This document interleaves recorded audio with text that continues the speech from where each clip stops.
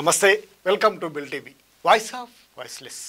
ప్రమాదాలకు అడ్డగా మారింది సూర్యాపేట జిల్లాలోని కందిబండ్ల మైల చెరువు రహదారి. అధికారుల నిర్లక్ష్యంతో ఇక్కడ ప్రమాదాలకు నిలయంగా మారింది.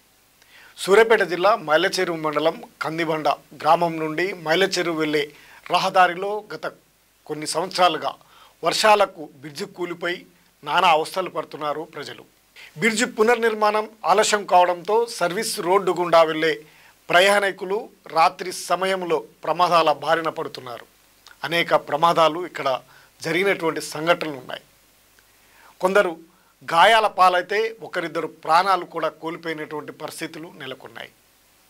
ఇంత జరుగుతున్న ఆర్ఎన్బి అధికారులు కాంట్రాక్టులు చోద్యం చేస్తున్నారని ప్రజలు ఆరోపిస్తున్నారు. బ్రిడ్జి నిర్మాణంలో ఉన్నదనే హెచ్చరిక బోర్డు కానీ అక్కడ లేకపోవడంతో, కనీసం రేడియం స్టిక్కర్లు కూడా ఏర్పాటు చేయకపోవడంతో ప్రమాదాలకు గురి కావాల్సిన పరిస్థితి ఏర్పడ్డది.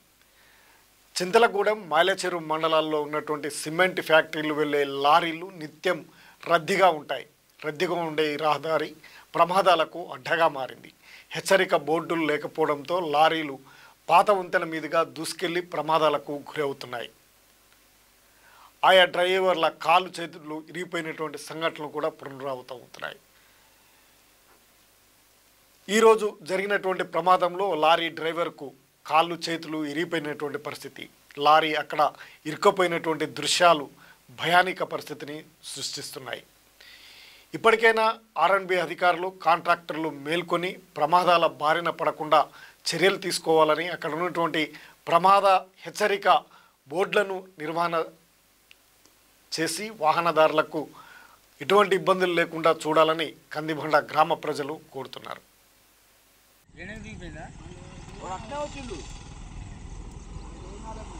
వాడికి ఏమైతుంది బండి పడలేదు.